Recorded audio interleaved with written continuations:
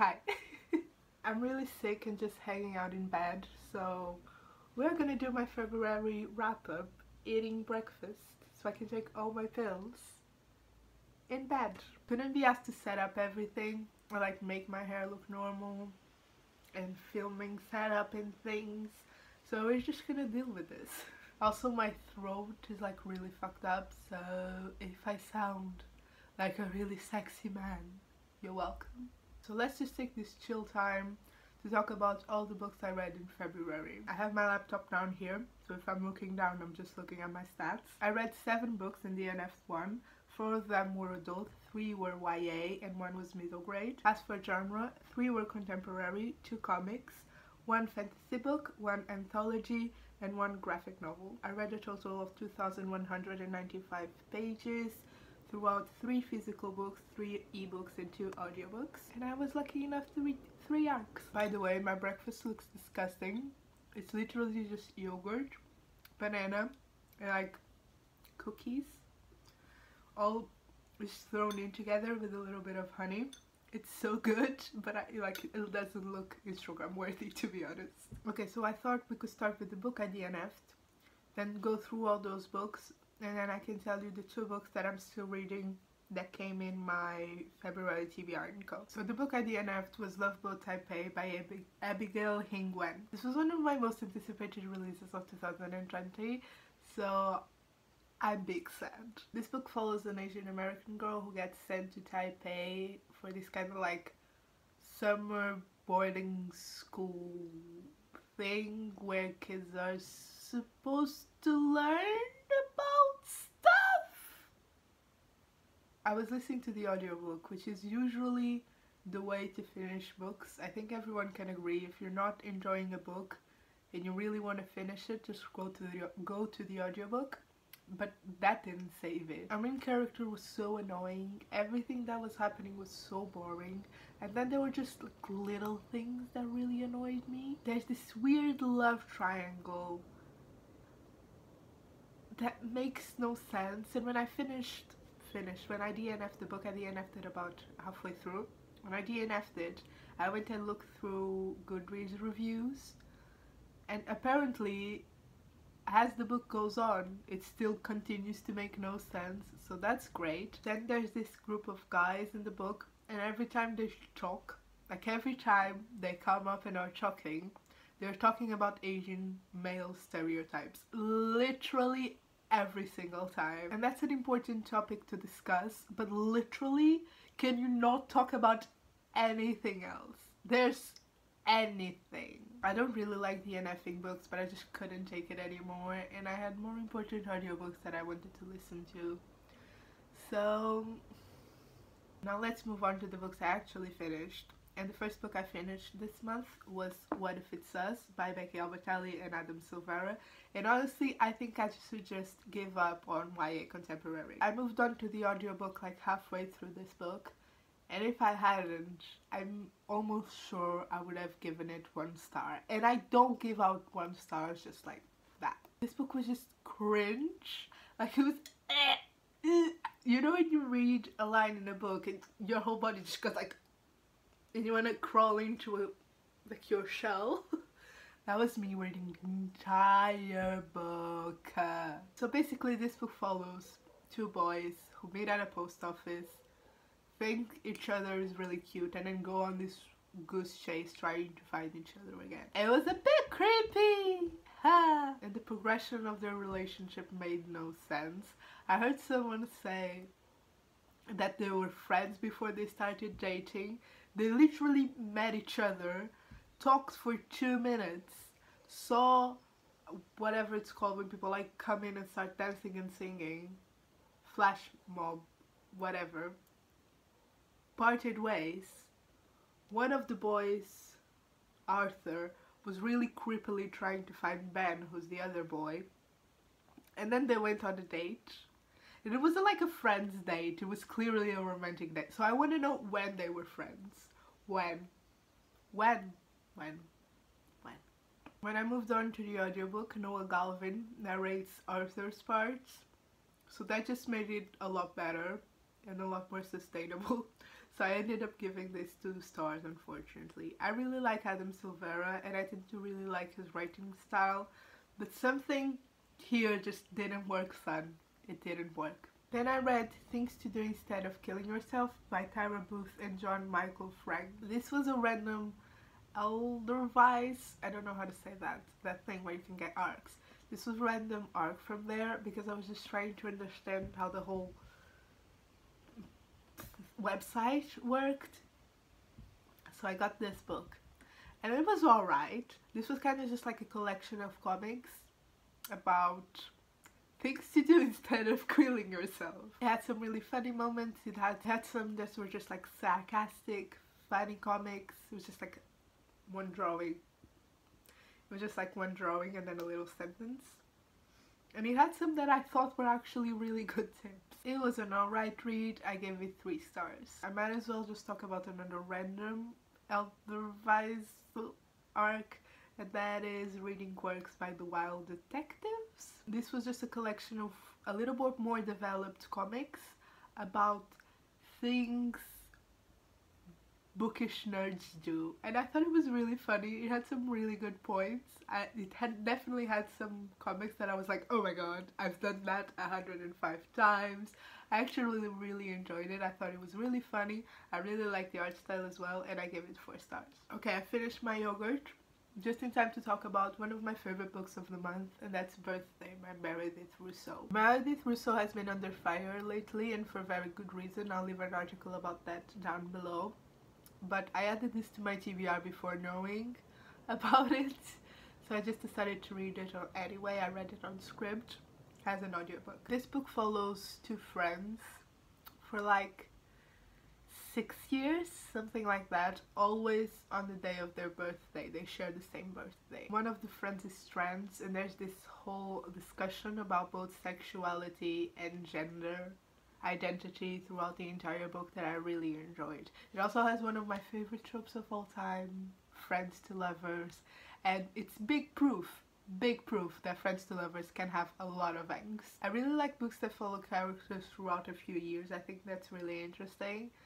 So it was really nice that we always followed them on their birthday, and we kind of like learned about their journey as friends and as people through that entire year in just one day. I thought that was really cool. And I think it's always a really good batch when you don't see the entire development of a relationship on page, because when you do, it's a bit weird. It makes me feel a bit awkward every time, and I always feel like it's too quick. But because you're always reading, knowing a year has passed, it makes it a lot easier to believe the relationship, in my opinion. It also followed the perspective of the 2 main characters, which I thought was a great idea and really well done. They had very distinct voices, and the audiobook really worked well with that. I gave this book 4 stars, and it gave me an idea for a really cool video that I really want to make, so thanks for that.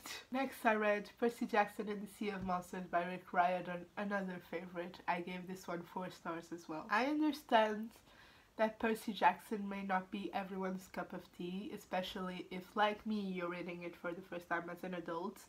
But just like a lot of people tend to hate the first Harry Potter book, I actually think it's pretty good. I'm very much a fan of judging a book not by your standards, but by the standards of whoever that book is written for. This is still middle grade. Percy is like 13 in this book, and that's fine. I still think some of the jokes are really funny. I think Rick Riordan has a really funny sense of humor, and I just love the characters, and they can just hang out, do whatever stupid quest they want to do, and that's fine. Yes, a lot of plot points were really convenient. A lot of things shouldn't have been fixed so easily, but it's middle grade. It's literally fine. I don't care. And I want everyone to know that I love Tyson so much.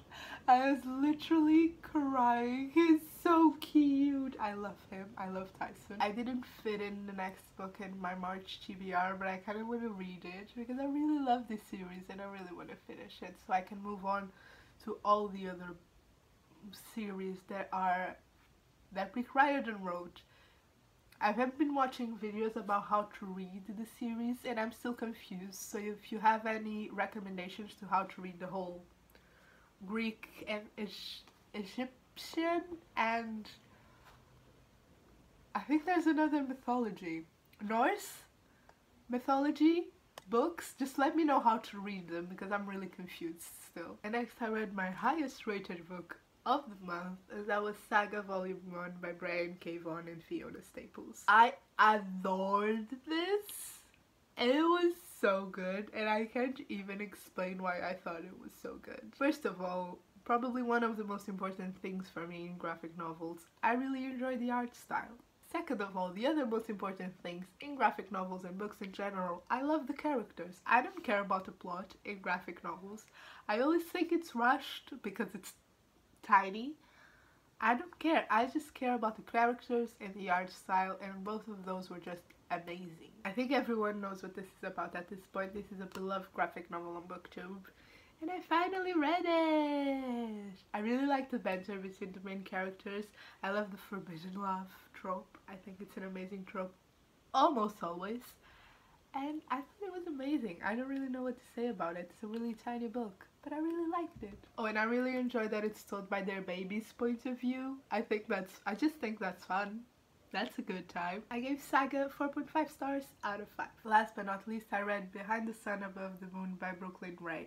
Edited by Brooklyn Ray. This was an arc, so thank you for NetGalley, and it came out on February 17th, so you can definitely go pick it up. I gave it 4 stars. Behind the Sun Above the Moon is a collection of fantasy and sci-fi short stories following non-binary, gender-fluid characters. Just like any anthology, some short stories were a little bit flawed and a little bit misses for me, but a lot of short stories I actually really enjoyed. And there's a lot of queer content in all of them. From what I understand, it's all own voices authors, so definitely pick it up if you think that sounds like something you'll enjoy. Oh, and this is definitely not YA, big adult. And another thing I really liked about this book is it's really good about mentioning trigger warnings.